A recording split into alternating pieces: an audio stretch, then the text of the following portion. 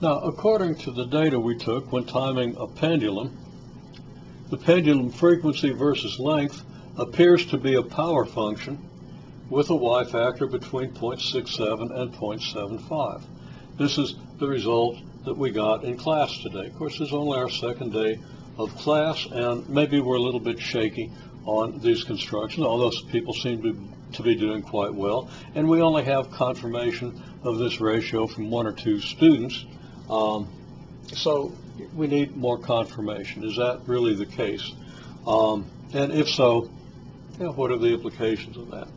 So you might consider, and if it's assigned, of course you need to do it, do this yourself and see if you can confirm this. Okay, now we move on. Down at the bottom here, there's something about constructing a graph with factor 5/2. That means a y factor of 5/2, but that was already specified up here, so we can kind of ignore that. Okay, how do we construct an exponential function? Now, this is my introduction to the construction of an exponential function, and it's very simple, actually, and similar in some ways to the construction of a power function, but different in some important ways. In this case, it's going to turn out it's the y values that are doubling, and also the x values don't double. So the definition that I start with here, every time x changes by a doubling displacement, y doubles. Okay, now doubling displacement is just some constant change in the value of x. And I indicate a doubling displacement by an arrow. So I've got 4 arrows here representing 4 doubling displacements. And there was no y-axis when I constructed this graph. I just threw the y-axis in there. After you construct an exponential graph using this law, you can slap the y-axis down any place you like, and you have a graph that can be used to model any exponential function whatsoever just by labeling the axes appropriately. We'll get to that later. We pick a doubling displacement. We picked that doubling displacement. And of course, that's arbitrary too. There's no numbers. There's no scale involved with any of this. And then we marked x values separated by doubling displacement. Okay, each x value is separated from the one before it by a doubling displacement and from the one after it by a doubling displacement. We marked this point on the graph. Okay, now we didn't have a curve at that time. We just marked this point. Then we started doubling our y values. Okay, so this y value is this. Now x changes by the doubling displacement, so x changes from here to here.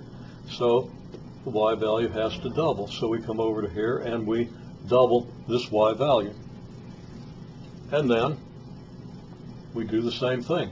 We have another doubling displacement here. The value of y has to double. The value of y for this x is this. So the value for this x is twice that. It's this. And the curve isn't constructed with complete accuracy, but with construction tools, compass and straight edge, you can construct these graphs with excellent accuracy if you're very careful. And then we got a point here by the simple reasoning that, well, this is a doubling displacement, so whatever the y value is here, it has to double to give us this y value.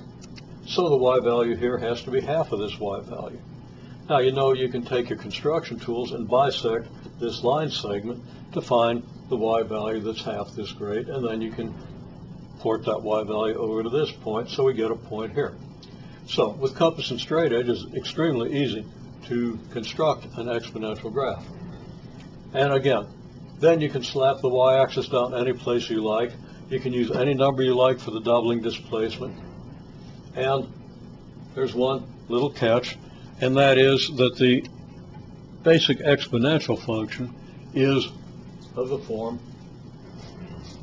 y equals b to the x, or using function notation because we want to get used to that, y equals f of x equals b to the x. Well, if y equals b to the x, then when y equals 0, b to the x is b to the 0. Did I say when y equals 0? Let me say that again. When x equals 0 on the y-axis, x equals 0. So that b to the x is b to the 0. b to the 0 is 1 because any number to the 0 power is 1. There are incidentally reasons for that, which most people don't know. But it's just consistency of the laws of exponents, and we'll talk about that possibly at some point. Now, stop mumbling and go on. So b to the 0 is 1. When x is 0, then y has to be 1. So the coordinates of this point, wherever you decide to slop down the y-axis, have to be 0, 1. So we immediately, when we put a y-axis on here, we have our y scale. Okay, we have no choice about where we put 2, 3, 4, -1, -2, and so forth. We know this much is 1, so to get 2, we do that again. There's 2. There's 3. There's 4. No choice. However, our choice of the x scale is completely arbitrary until we apply whatever the conditions of our situation are. So, if we find out that we have an exponential phenomenon that has a doubling displacement of 7, whatever the units might be, of 7, then we know that this doubling displacement is 7, and now that we know where the y-axis is, we can apply that doubling displacement from the y-axis to get 7 here. Apply it again, we get another 7, that makes it 14. Apply it again, there's 21, -7 over here, etc. Okay, so there's a graph of an exponential function, and this graph serves to model any exponential function whatsoever, sort of. I said that. As long as b is greater than 1. Okay, so this is a model